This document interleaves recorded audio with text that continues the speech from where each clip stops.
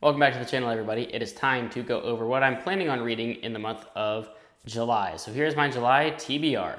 Keep in mind, not necessarily all these are going to be in order. Some of them are going to be on audiobook, which I sort of just listen to throughout the month.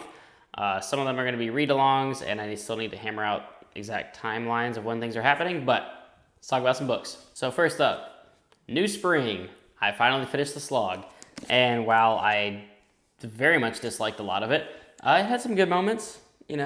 I thought A Crown of Swords was a pretty good book. I thought some of Path of Daggers was decent. I liked the ending of Winter's Heart, and Crossroads of Twilight I would never ever read again. But New Spring is actually going to be pretty short. It's the prequel novel, focuses on Lana Moraine. I'm really looking forward to it because I want to fit this in before I get to the Knife of Dreams to A Memory of Light, and I don't want to read New Spring like in the middle of all the good books, and I don't want to read it after the conclusion because then that would be kind of anticlimactic. So New Spring, it's only like 400 or so pages. It's pretty short, so that won't take me very long to get through, and then I can finally get to the 11 to 14 epic finale marathon that is the ending of the Wheel of Time, and I'm really looking forward to it. I have genuinely loved this series for the most part. The slog definitely does exist for me, hit me pretty hard. If I was reading these as they came out back in the day with publication order and waiting years in between books, the slog might have turned me off of the series. But luckily, I have a lot of people in Discord and online to just talk about the books with. They make it a lot easier to get through, and we can all sort of joke about how bad the slog is and that it's worth it to get through the end. So I'm definitely looking forward to the conclusion of Wheel of Time, and I'm going to knock this one out real quick. Next up, and this is either going to be the first or second book that I read starting in July. I'll get to why in just a second. But if you all have followed the channel or some of our other channels, Abby Salter, Philip Chase, Library of Alexandria, the Brothers Gwyn, the Fantasy Network, Sarah Reeds, Patrick Leo, all of us have been talking about John Gwyn books. And we covered the 4 Faithful and the Fallen books and then Shadow of the Gods. Now, we did decide to do a continuation. So we will be starting and reading through Of Blood and Bone, and we will do collaborative videos for these as well. I think we already have established who's going to be in these videos, and the first one on A Time of Dread will be hosted on my channel because I have not hosted one yet. So this is the follow-up trilogy to The Faithful and the Fallen. I believe it's about 200 years later after the conclusion of the first 4, which we all genuinely loved. Can't say enough good things about John Gwyn books, and I hear that this is as good, if not better. I know some people teeter back and forth on whether it's better or not, but overall, I'm looking forward to more John Gwyn. I love his writing, I love his characters, and I'm really looking forward to this trilogy and some more collaborations because that's so much fun to talk about these books in detail with everybody on YouTube, and that's either the first or the second book that I'm going to read. I got to see where everybody's at with their reading, but look forward to that. Next up, and this is a read-along that Leanna and I started in June, actually, which is the Sun Eater series by Christopher Rocchio. So we will be continuing with Howling Dark. Now, since we loved Empire of Silence so much, we decided, what the hell? Let's just continue straight through.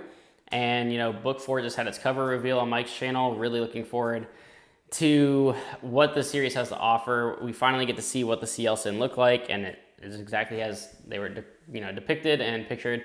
So I'm really looking forward to the follow-ups of Empire of Silence. I do have the sort of prequel, not prequel, but the Lesser Devil. We'll get to it later. Howling Dark, though, I have been told by pretty much everybody that's read this series that it is way better than Empire of Silence, and I loved Empire of Silence. So I'm going to love this. I'm calling it right now. And Demon in White is apparently even better than that. So this series, knocks it out of the park just based on book 1.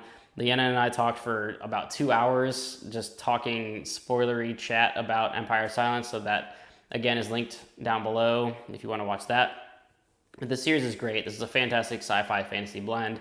Space opera, beautiful prose, good action, strong characters, interesting political system, just everything it was firing on all cylinders for me. And I can't wait to see what Howling Dark has to offer. And I believe we're going to start the month with this because we need to hammer out an exact date that we're going to do another live chat. It will either be on mine or Leanna's channel. But definitely looking forward to this chunky boy right there. Fantastic series. If you haven't read Empire of Silence, I highly recommend it. Christopher Rocchio is killing it. Then I've got another quasi chunky boy here. These do read pretty quick though, which is good. I had told people previously, because it was actually a Howler Patreon pick, to start The Expanse with Leviathan Wakes, which I absolutely loved. And I did say that I wasn't continuing in June, but I was going to continue in July. So, bam, Caliban's War. So we're going to be continuing The Expanse.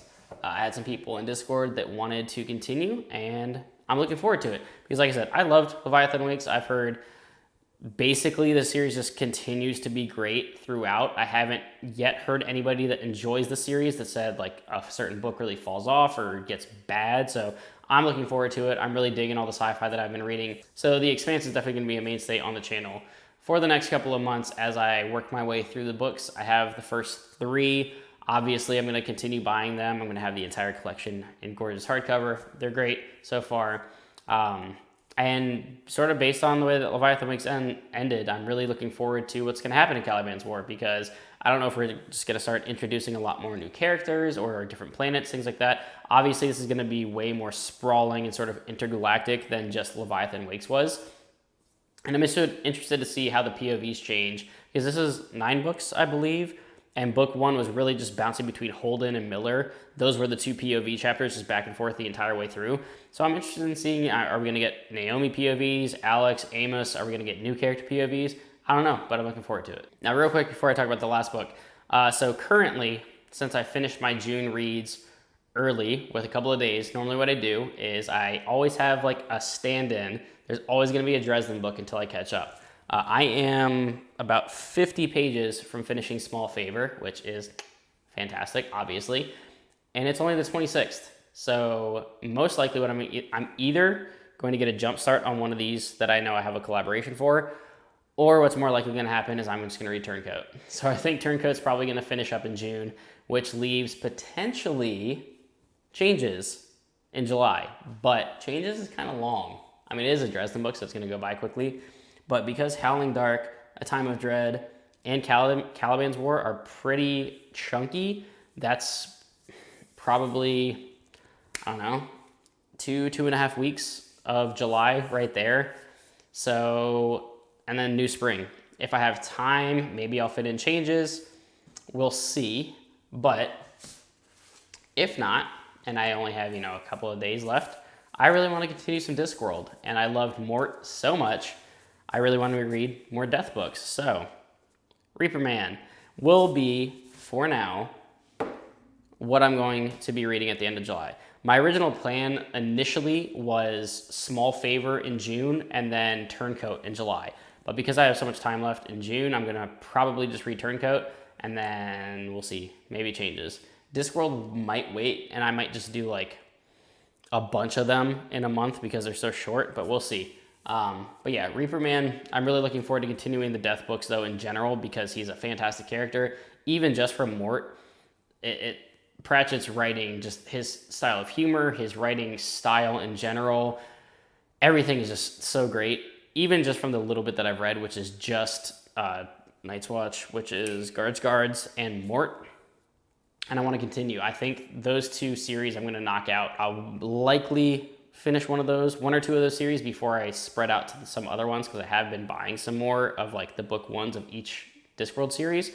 I don't know. Let me know in the comments down below. Should I read like one of each, or just go like publication order, or should I just bang out like the Death books and the Night's Watch books and then start something else? Because I did pick up some other ones that I'll talk about in a video upcoming, but I love Discworld. I want to continue it, and I'm likely going to continue this next month. So that's going to wrap up what I'm planning on reading in July. I don't think anything's going to change other than, the Dresden Discworld books maybe shifting one another. But I would love to hear what you're going to read in the month of July. What are you most excited for? Drop in the comments down below. Let me know. Hop in Discord. Continue the conversation there. We have, a solid community. I love that community there. It's been such a blessing, honestly, just to have this channel and a bunch of people to talk to that I consider friends in Discord. I love you all there. Definitely join up in Patreon if you want to support the channel financially. That's always optional, but always appreciated. Honestly, my favorite thing about Patreon is just people telling me what books to read. I love doing Howler picks, Patreon read-alongs. That's some of the most fun because then we can really just get down with each other, talk about specific books. It's a lot of fun. But that's gonna do it, guys. Until next time, keep reading.